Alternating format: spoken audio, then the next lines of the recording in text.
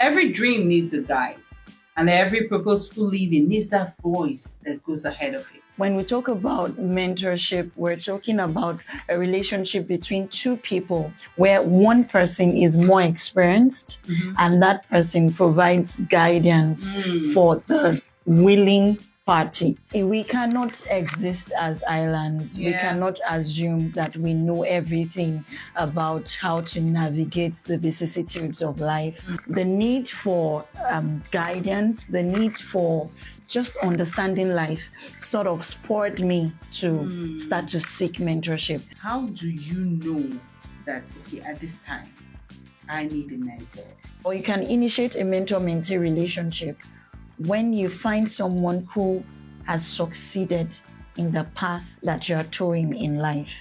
You need to be strategically positioned. You need to be sure that the brick you're lifting is needed for the work and you will be noticed. If you notice something is going south in your mentor-mentee relationship, if you are the mentee, do not slam the door. Always ensure that the bridge is still there so that you can be able to go in and out at one more time. Or in future. As much as it lies within you, the Bible says, live peaceably with all men. And that includes your upline relationship. Never be too proud to ask for help. Never be too proud. You need to come as a student. You need to come as one who is willing and ready to learn. And when you do that, the teacher in your mentor will definitely show up. Every dream needs a guide, and every purposeful living needs that voice that goes ahead of it. As a filmmaker, one of my biggest challenge was navigating myself into what I wanted to do. I knew what I wanted to do in life. Right from 9 years old, I knew I was going to be a filmmaker. But I didn't know how to go about it. I went for auditions, I dabbled into things, I tried here and there, I organized stage dramas, but it wasn't all coming together. It was failing and struggling. But one day, I met somebody who was already in the art of filmmaking, and he held my hands and showed me the ropes, step by step, on how to become a filmmaker. And today, I can confidently call myself a filmmaker with pride. So today we'll be talking about mentorship on a topic we tagged Dreams Don't Come Alone, the power of mentorship in purposeful living. And today I have with me an amazing person who is going to help me delve through this topic. I single-handedly, carefully, craftily selected this person because of how passionate they are about mentorship and the role of mentorship in the lives of people. And this is no other person than Tosin Babalola. Hi, Tosin. Hi, Chioma. Thank you for having me. Thank you, Tosin. Tosin has been my friend for how long now? 13 Over a years? decade. Oh my God. And then Tosin, we disconnected for a bit when she traveled to Lagos. And we all got busy in our different lives. And now she's back to Abuja, and I felt like my sister is back. And it's so good to have you here, talk about mentorship. I see what you do on social media every time, advocating for people to have mentors and the reasons they have mentors. Why mentorship? Why do you need mentors in your life? Okay. Thank you very much for the question. But I think most importantly, thank you for bringing me on the show. I must commend you for all the good work that you're doing and everything you have accomplished so far. I am super proud of you and I'm rooting for you every time. Guys. Every time. So much. Yes. So why mentorship? I think we should first of all take it from what it means, and then we get to see the bearing of the meaning on its importance. When we talk about mentorship, we're talking about a relationship between two people, not necessarily older or younger per se, but relationship between two people where one person is more experienced and that person provides guidance for the willing party. So either it could happen in any phase or at any sphere of human existence, either personally, either professionally. You have mentors in various aspects of life. So that is what mentorship is. And it is important because we cannot exist as islands. We cannot assume that we know everything about how to navigate the vicissitudes of life. So as such, we must be willing to learn from those who have gone ahead. Yeah, so for me, that's one major reason why mentorship is important. I like the fact that you kept on saying willing, willing, willing. So because for you to be able to receive the guidance that whoever you're giving yourself to mentor you is giving back to you, you have to have a willingness to be able to actualize it. Okay, so why in your journey, at what point did you realize that you needed mentors? What was that striking thing that happened? And you felt like, was there one thing, or you just stumbled into it, and then now realized the importance, or there was something that happened to you and you felt like you needed to have mentors? In retrospect, I've been able to pinpoint why I started seeking mentorship.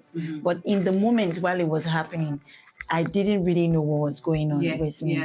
So now I realized that, first of all, it was a void I had. The fact that I'm an orphan and I do not have both parents alive. So I realized that a lot of people who have maybe one parent alive, or actually do not have any of the parents alive, seek mentorship more than those who do have both parents alive. So the need for guidance, the need for just understanding life sort of spurred me to start to seek mentorship. I didn't just want to sit in church anymore, just hear all the messages and then go home. I wanted to sit with someone to say, okay, one-on-one, this is how I applied what was said, and these are the feedbacks that I have. You understand? And another thing that sort of spurred me into seeking mentorship is the fact that I could see other people making mistakes around me, and they were trying to seek mentorship, but they were failing at the process. So you don't just desire mentorship and you start to do it anyhow. No, there's a way to go into it. The Bible says the labor of fools wearies them because they do not know how to enter into the city. So you do not just say you want mentorship, but you don't know how to, and you're just doing it anyhow. So that thing about helping others position strategically for mentorship was what made me start to talk about it even more. That, hey, you don't just go to people and say this or that. There's a way to go about it. Then I started digging deeper and I started speaking more about it. I like that. You said you don't just go to somebody and just say, hey, I want you to be my mentor. No, there are ways to go about it. And just like requirements, I'm sure that there are also things you need to have or know or want to do that would now lead you to, saying, okay, this is a person, I'm working up to this person. So what I guess my question is, how do you know that, okay, at this time I need a mentor? What do you see in your life that makes you feel like I need a mentor? And how do you identify the right mentor for you or for that purpose? Okay. On the first one, I would say that you can start or you can initiate a mentor-mentee relationship when you find someone who has succeeded in the path that you're towing in life. If you want to be an architect, for instance, you may decide that, oh, okay, Mrs. Jumoke Adino is successful in architecture, so I need to find a way, to get her to be my mentor, because I need to learn what to do. I can't just jump from point A to point B. Someone has to show me the way. So at that point, you realize that you need a mentor. So when you see someone who has done successfully well, whether in ministry, in business, in your career, whatever it is you do, you can desire mentorship because you want to be like them, because you want to succeed in life. That's just that, for me, that's enough reason to desire mentorship. Then I think the second bit is, how do you now go about it? Okay, there are many ways you can venture into. I would say number one, volunteerism. Yes, you need to learn how to volunteer. And I always like to add, don't just jump on the bandwagon, because today you see call for volunteers, everybody's just jumping on volunteer. No. Get on the team, but get on the bandwagon, but find yourself the best seats. Find yourself the front seat. You need to be strategically positioned. You need to ask yourself, what exactly is the need here? Because it's not just every brick you should go and lift because they say, we need volunteers, somebody has to come and do it. No, you need to be sure that the brick you're lifting is needed for the work and you will be noticed. Now, this is not for vainglory. This is not for vainglory. This is just strategic positioning so that the right people can recognize you and then reward you adequately, of course, at the right time. So you're not just doing it because, I want to prove that I'm the don here. No, I'm doing it because I'm bringing value, and I'm doing it also because there are prospects here. Don't do it because you want to ride on another person's head or you want to climb on their head because you want to shine. No, you're doing it because you're bringing value. So let your value be seen. Let your value be recognized. Let that impact show. And that way you can register in their minds. They will not even have to you will not even have to tell them you need mentorship. They will be the ones to recognize the greatness in you and then begin to help you call it out. Yes. So volunteerism is key. Sometimes you can do it outrightly by asking, but many times when you ask directly, you get a no. People usually get a no. So you cannot just ask outrightly. There has to be something you are bringing to the table. Yes. There has to be something you're bringing to the table so that they will see that you're bringing value at this time. I don't know if I could share an example. Go ahead, please. So when I was in Lagos, the church that I was attending, I sort of had this closeness with my pastor at the time, and there were several branches. So what I used to do was that I would listen to the message he has preached in another branch before he gets to my own branch. So let's say he preached 2 days ago at branch A, I would have watched it, digested it, prayed over it, and then eagerly wait and anticipate that he would preach the same message in our own branch. So when he shows up, I'm already I have questions already. So when I sit with him, I'm already saying, you said this at the other branch, but you didn't say it here. But this was what came to my mind. And then he just begins to share with me and all of that. So they need to know that you're bringing value to them. And as such, they can recognize you and then even offer to mentor you. One of the things that I hear you say is that you need to be deliberate. I hear you say that in so many contexts, because number one, you mentioned that you don't just wake up and go somewhere and volunteer. It has to be in line with what you are interested in doing, and it has to be connected with the mentor you are seeking, what they need and what they need. Yes. Because that means you have to be deliberate enough to not just see somebody and desire their greatness, but also to study them to see what can I offer them. Yes. Yeah. What is lacking? Do they need help with social media? Somebody handling social media, and you can say, "Ma, don't you think I looked at your social media page and I feel like you can do better than that. Is anybody handling your social media?" And I said, "No, nobody's handling my social media. Why don't I handle your social media for you?" "Oh, no, I don't think I'm no, don't worry, I'll do it for free. If that is okay by you, and you know what, you don't have to worry, I'll do it with my phone. I'll just record you and then I'll cut it and I'll send to you." By the time you send once, 2 times, 3 times, they would feel like they owe you something, and they feel like they give you access. Yes. They give you access. Access. So it depends on what you do with your access. Yeah. If sometimes people abuse access. True.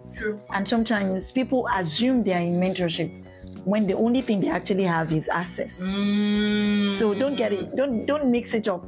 Access is not mentorship. Yeah. You need to harness the value in access. You need to understand the protocol in engagement, right? When you have access, so that as you engage properly, you now get into mentorship. I love what you said. You said access is not mentorship. How do you know the difference between access and mentorship? Good. So your mentor calls you up to come with them to events, occasion, this and that, and you are usually, or you get to be with them in the same space from time to time. So you probably hear some of their conversations and you know a little bit of personal information about them. That's access. That is no mentorship. So peradventure you take a picture with them or something, or we see you with them. Don't come and tell us that they are your mentor. You only have access. The whole time they rode with you from Karo to Wagwalada, they probably said 2 or 5 sentences to you. But when mentorship is deeper. Yeah. Mentorship is deeper. In mentorship, they are not uptight. They are relaxed. You know, they want to listen to you because they know that even though you're here with several symptoms of whatever is doing you, the roots is where they are going to try to get to. So they are relaxed, they let their guards down, and they can attend to you. But in access, they haven't let their guards down. Is it possible for somebody to be mentoring you without them knowing they are mentoring? That is possible because it's not conservative. Many times we're already used to the conservative kind of mentorship, especially the ones that happen in the workplace and all. But there are people who can mentor you and you won't even know that mentorship is already going on. Yeah. For instance, I see that happen a lot between me and my senior friends. So I call them senior friends. Because even though we can sit and say, "Hey, what's up? How are you? This and that," they are more experienced in certain things. Yeah. They are maybe a couple of years older than me. They are married. They have 2-3 kids. Do you understand? So the fact that maybe we get to do projects together and we just say hello, hi, and all does not mean I can't go to them for questions. And I've also realized that this kind of people in those informal settings stay longer than those conventional, conservative kind of mentorship, right? So it's even almost safer when it's informal because you are able to relate with them at a level where you're unafraid that they will go, right? And it's not pen on paper. You are not saying, "Oh, you're my mentor." The moment you say mentor, sometimes the person pulls away. Yeah, it feels like and it's a burden. It's a lot of weight. Yeah. So they feel like your expectation of them is heightened. Yes. So it shuts down their capacity to even be able to deliver anything to you. Yeah, that is so true. That's so profound. So I mean, I also hear you say, no is the answer because I said Jim Ron is my mentor all the time. I say one of my biggest mentors is Jim Ron. One of my biggest mentors is Sarah Omako, Pastor Sarah Omako. I haven't met Jim Ron. I have not. I only see him on TV. Jim Ron, and the coach and mentor. I only see him on TV, and I watch him and I got down his messages and all. But yet he has shaped my life more than a lot of people have shaped my life. The other day, somebody was looking at me and was watching Pastor Sarah on stage, and he said, "You guys act alike." I said before. It's not only you. I said before, Uncle, I have been eating and drinking her for years. What do you expect? Of course, You should start talking like her, moving like her. Exactly. So, yes, so I agree with you 100% that your mentor doesn't have to be direct. Now, the next question I want to find out, yeah? Have you ever had to outgrow a mentor? And how did you know that you have outgrown the mentor? And what was the process like? That's a very tricky and sensitive question. Yeah. Usually, or many mentorship relationships that I've had and that I've seen do not last forever. Yeah. Mentorship usually does not last forever. People just carry that notion of, this person, there's this, I call it initial gra-gra. Yeah. When you first meet a mentor, because you've really longed to be with that person, you automatically assume that, this is forever. However, we forget that because we're human beings, we have weaknesses. Yeah. So as you go on in that relationship, something usually happens. Sometimes it could be negative. Yeah. And sometimes it could be positive. I had a mentor one time who I trusted so much. I loved so much, and she loved me too, really deeply. But one time she made a statement in an unguarded moment, and it hit me so bad, and she didn't even know, and I just couldn't recover. At the time, I now told her, and she apologized. She blessed me like nobody has ever blessed me before, but somehow I just couldn't get around it because it felt like, this is someone who I really trust, and then they get to say this. But again, I still learn to give excuses for people. Yeah. So most mentorship relationships don't last forever. Sometimes people can relocate, but I'll just say this, that if your mentorship, if you notice something is going south in your mentor-mentee relationship, if you are the mentee, do not slam the door. Don't burn the cable. Always ensure that the bridge is still there, so that you can be able to go in and out at one more time. Yeah. Or in future. Yeah. What happens many times is that we feel as mentees that we have a legitimate reason to just cut off the relationship. How could I have served this person for such a long time, and this is how they repay me? No way. I'm working. So you send the nastiest text message, you bully them, you even blackmail them, or you report them, to their superior, and you just cut off that relationship in a very rude manner. That approach is wrong. Yeah. As much as it lies within you, the Bible says, live peaceably with all men. And that includes your upline relationship in terms of mentor-mentee. So try as much as possible not to slam the door. Just ensure that the bridge is still intact. Don't burn the bridge so that you can go back in at any point in time when you need them, because their reputational capital is still the same. The fact that you left their life, it doesn't mean that they will reduce in any way. Okay, the goodwill that they have is still intact, and you might need that goodwill someday soon. So they would still have to remember your good works. But if you leave a bitter taste in their mouth, even if they are at fault, right? When the time comes that you need them, they just may not want to offer help. Wow.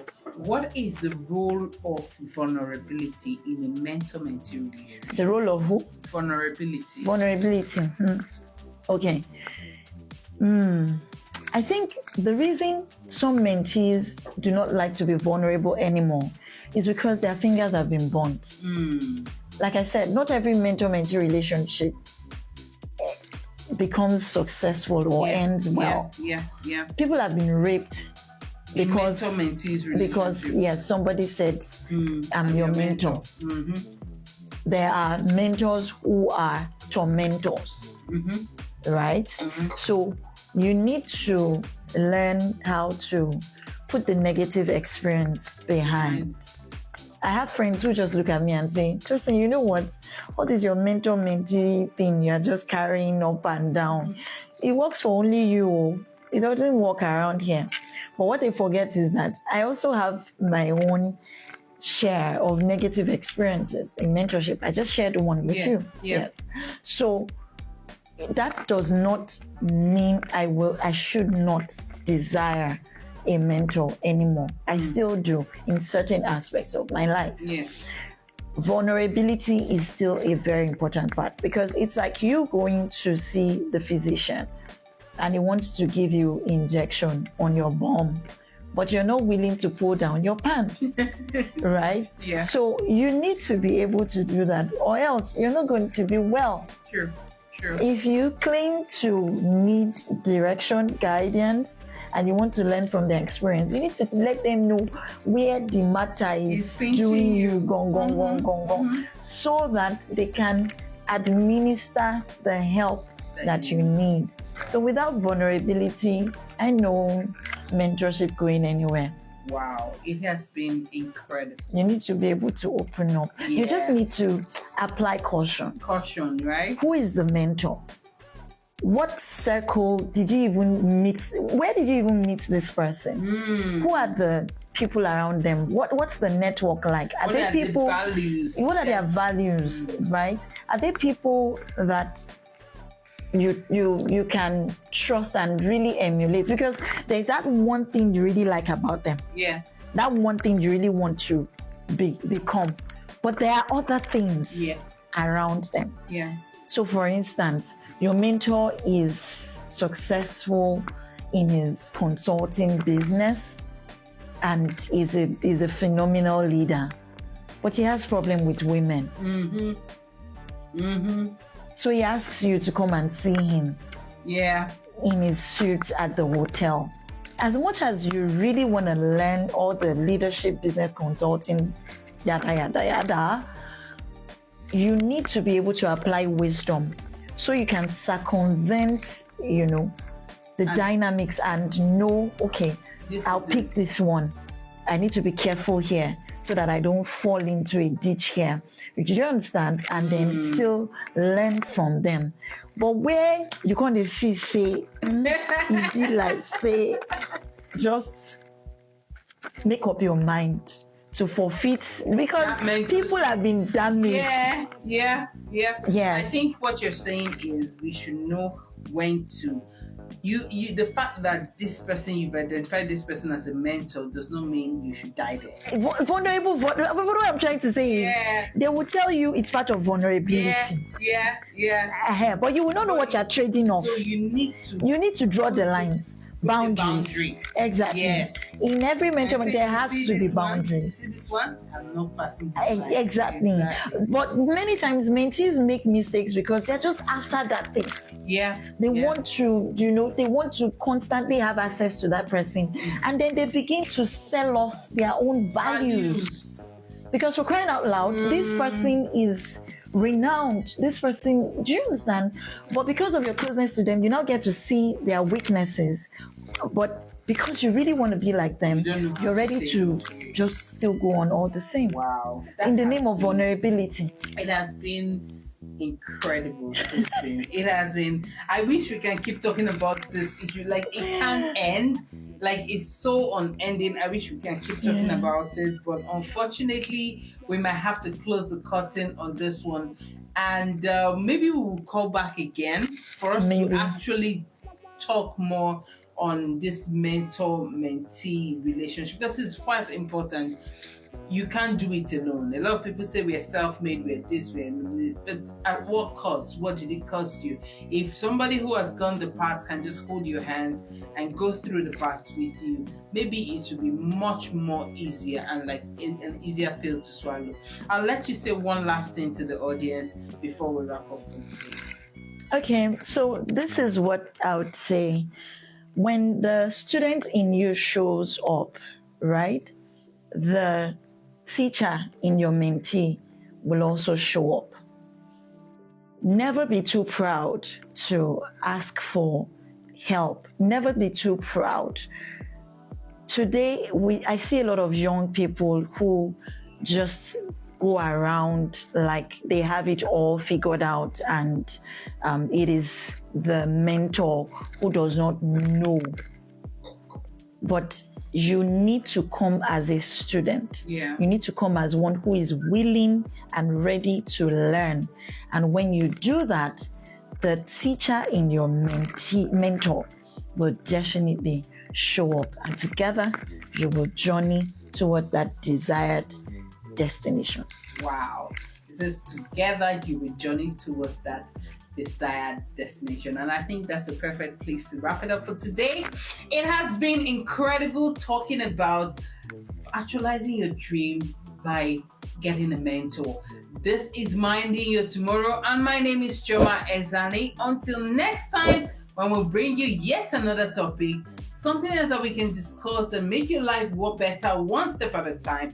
My name is Chioma Ezeani, and this is Minding Your Tomorrow.